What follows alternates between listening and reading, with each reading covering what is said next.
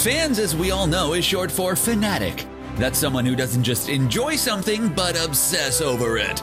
Over time, the term has lost some of its bite. We've come to use the term casually to describe simply liking something. But that doesn't mean that there aren't some true fanatics out there. With geek culture having gone mainstream, there are still some out there willing to stake their ground as next-level fans with the credentials to prove it. Let's take a look at some next-level Marvel fans.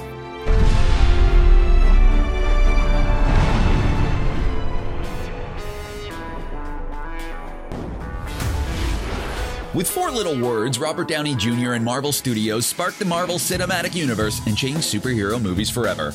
And with those same 4 words, we said goodbye to the character that was the heart and soul of the Marvel Cinematic Universe. Iron Man went from the supposed B-list to head of the class over the course of the Infinity Saga, and his death in the movies left huge ripples in the MCU. But those effects weren't just felt in the fictional universe. In the real world, fans felt that loss as well. One such fan is artist Danielle Basso, who has created a 400-centimeter tall brass and steel Iron Man sculpture in the classic superhero landing pose in Italy as part of the Ultraverso exhibit. The plaque, in Italian, roughly translates to, "The first monument dedicated to Iron Man in the year of his death in the cinematic world. We celebrate Tony Stark as a man who dedicates his life's fortunes to fight for the ideals he believes in, reminding us that we are all the protagonists of our time, that the future of humanity depends on our decisions, that all of us must be heroes." Cosplay, of course, is a portmanteau. That is, 2 words combined to make a new word, of costume and play, a practice that arguably dates back to the early 20th century. Iron Man cosplay has itself become an art form. Tony Stark is a tech mogul, and if there's one thing that tech moguls like that do, it's upgrade. Stark has an Iron Man suit for every problem, even if the problem is that he felt the color scheme was out of date. This means that there are a lot of varieties for Iron Man cosplayers to replicate, like this Mark 43 armor created by Deviant Art user OUCD45 for the Thailand game show in 2015. The suit is made out of Ava foam using vinyl on the outside to give it that metal look. To cut the vinyl, he used a program called Pepakura that allows him to convert a 3D pattern into a 2D pattern to cut the vinyl so that it fits the foam pieces. Now that's just impressive. A long time ago in a galaxy that was this one, there was another movie that gave birth to the modern franchise. It's also existed in a time before streaming and DVDs or even widespread home video. Regardless of this handicap, new fans showed their dedication by going to as many screenings of Star Wars as they could before the epic space opera left theaters. Even without the fear of never seeing the movie again until a re-release, multiple theatrical viewings are still a thing in the fan world. Sure, we can get that home copy, but our TV isn't 20 feet tall. Unless it is, in which case, could we come over? Augustin Alanis has taken repeat viewings to record heights, though. Literally. Alanis set a Guinness World Record watching Endgame in theaters over 200 times. Alanis did his part to make Avengers Endgame the highest-grossing movie ever, spending over $2,000 in his quest for the record. For his 200th showing, he was joined by the local news channel as well as friends and family, most of which probably hadn't seen that much of him since the movie came out. Now that he has the record, he can probably move on to doing one-man reenactments from memory. Today, cosplay is a big business. Not only are there now replica costume makers that will custom make your favorite costume for you, like Castle Corsetry, but the cosplayers themselves have become their own form of celebrity. One of those cosplay celebrities is Genevieve Marie, whose custom-made costumes have earned her a following across various platforms and enough Patreon subscribers to keep her creating new and fascinating costumes. Though she makes and wears costumes across a variety of fandoms, her Black Widow costume from the 2014 San Diego Comic-Con is pretty next level. Genevieve's next level cosplay will get the monthly treatment in 2020, as she just reached her Kickstarter goal for a 2020 cosplay calendar. Whatever character she puts in the calendar, it's bound to be spectacular. The longest year in a lot of fans of the Marvel Cinematic Universe lives was the one between Thanos' fatal snap and the release of Avengers Endgame that would let us know how most of our favorite heroes would return and who wouldn't make it. Fans were impatient to find out the fate of the Dusted, parsing out any clues they could from the famously tight-lipped filmmakers and poring over every bit of leaked information whether it was validated or not. With that much anticipation, patience wasn't really an option. When the movie finally did come out, fans crowded the theaters, making it one of the biggest opening weekends ever. By its second week, it had crossed the $2 billion mark. One fan was so impatient that she made her child wait for their own birth. According to The Guardian, East London fan Jo from Clapton had been offered a C-section for her child, but the timing of it would have meant that she would miss the opening of Avengers Endgame. And that would simply not do. No. She put off the procedure for a week so she could be in the theater opening weekend. Atta girl. That's a good mom. Good for you. Thanos has managed to bring the idea of dysfunctional families to a whole new level on his own. Rather than form a family the traditional way, Thanos formed his by wiping out half the population of a planet, and occasionally taking one of them on and raising them as his own.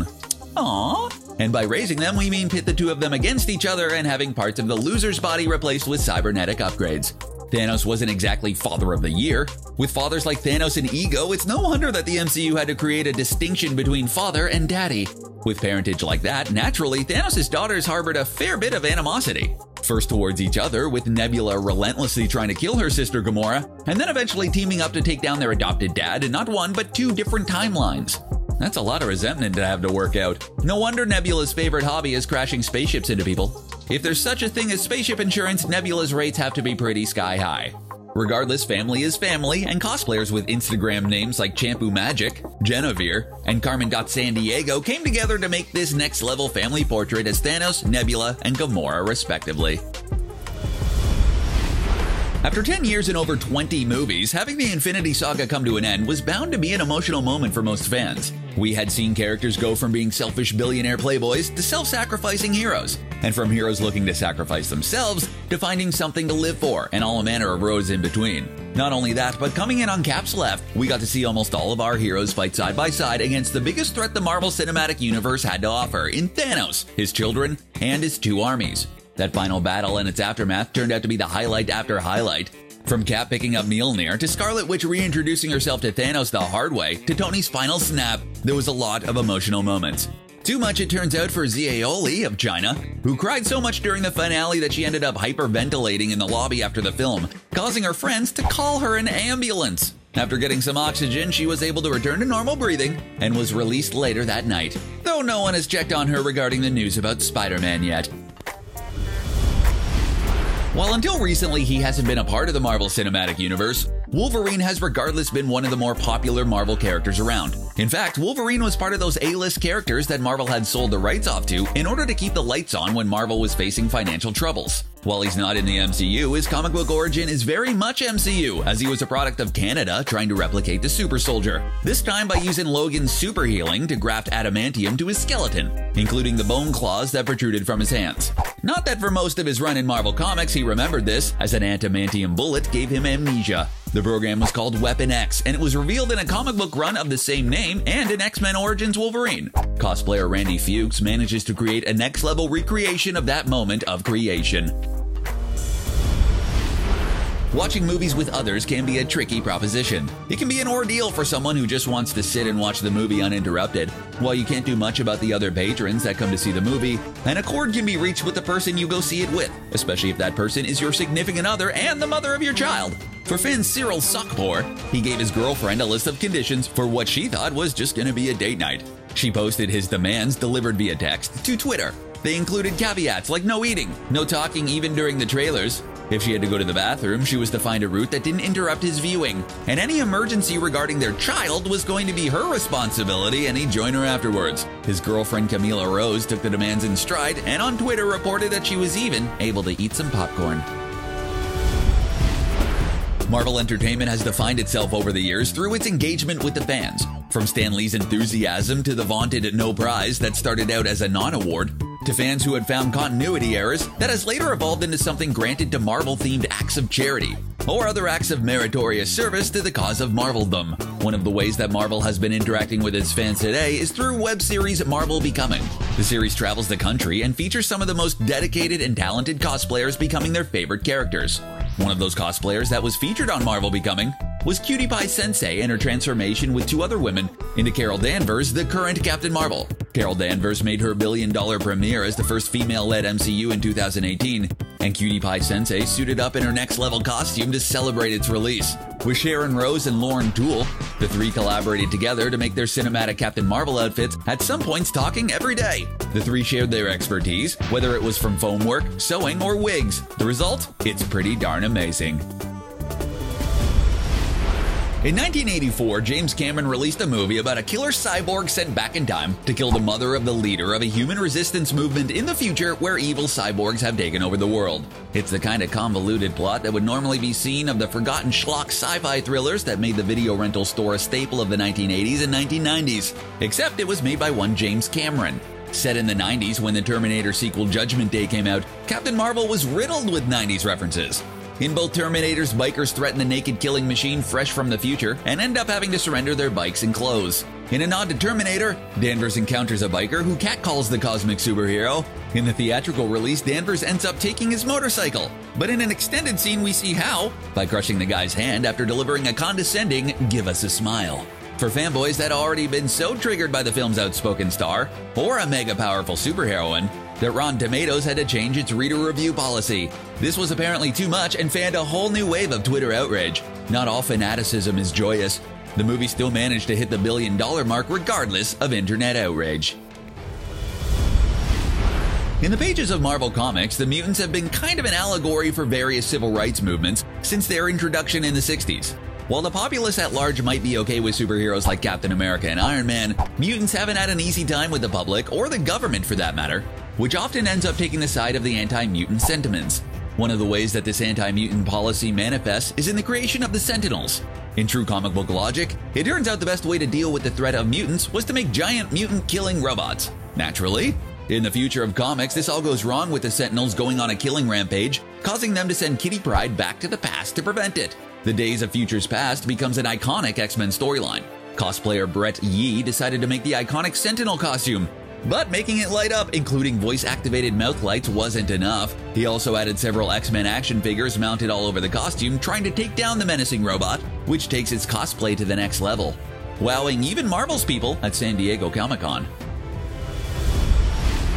Thanks to her unique powers, just about everyone can be said to be doing Mystique cosplay regardless of what they're wearing. That's because Mystique cosplays everyone else. Well, sort of. Mystique has the mutant ability to change her appearance into anyone she meets. She uses that power to sow unrest in her enemies, usually the X-Men, as well as a spy or just blend in. Blending in is a trick for Mystique because in her normal form that's not an option. Her natural appearance involves bluish-purple skin and red hair. In the comics and in the movies, Mystique is involved into a bit of an anti-hero. Most of the X-Men's ardent foes have managed to come over to the X-Men side of things at one time or another. It's an ever-evolving friends list. The X-Men are a forgiving lot. Cosplayers Anna Martin and Evie Thomas decided to capture Mystique's transformative nature by making their costume of Mystique mid-transformation into a US Army soldier. The costume is complete with the ripple effect that was featured in the Fox movies that signaled Mystique's transformation from Raven into whoever it is she was trying to imitate. It's that kind of creativity that takes this cosplay to the next level. The Merc with a Mouth has become a runaway hit for Marvel ever since his first appearance in 1991 as part of the 90s super extreme trend of superheroes that saw characters like Deadpool's sidekick Cable. But unlike some of his grid-marked 90s companions, Deadpool was more lighthearted about his violence. He became a trickster figure in the Marvel Universe, poking a red-gloved finger in the eye of anyone who took themselves too seriously in the too serious 90s comics and beyond. As a result, Deadpool has reminded a fan favorite well beyond the 90s, especially when Ryan Reynolds reprised and redeemed his role as Deadpool in the two successful Deadpool solo movies. This means that Deadpool is a popular cosplay character, but Cosplay Against Bullying has taken the smart-mouth character and done a pretty screen-accurate costume to the fast-talking anti-hero and cosplayed for a good cause. The Twitter account is full of messages to cosplayers out there who might not feel that great, or who have been picked on, as well as iconic Deadpool poses, including with Detective Pikachu, who is also voiced by Ryan Reynolds. Get this guy a no prize. We've already talked about how some fans just couldn't wait for Avengers Endgame to come out, and the extreme measures some of them went to in order to make sure their viewing experience was all it could be. But there was at least one fan who really couldn't wait, an Australian fan named Alexander, who hoped to make it to the release of Avengers Endgame, but unfortunately, he had a genetic disposition to a pervasive cancer. It had started in his mouth, which resulted in part of his jaw being removed. Unfortunately, the cancer spread to his liver and his bone marrow, with doctors not certain he would make it to the release of the movie. He took to Reddit to see if there was any way that the folks at Disney would let him see the movie early, which is not entirely unheard of. Various crew members had heard of his plight and offered their premiere tickets or even to call him up and break their NDA to tell him what happened. Then Chris Hemsworth heard about it, and the Thunderer got things in motion. Alexander was granted his early screening by Marvel Studios and got to see the movie. Those are some of the next-level Marvel fans that have upped their fan game. From Marvel becoming stars to fans who take their fandom to star levels. What's your favorite? What next-level fandom have you participated in? Let us know in the comments, and while you're there, why not take things to the next level by hitting that subscribe button? And thanks for watching.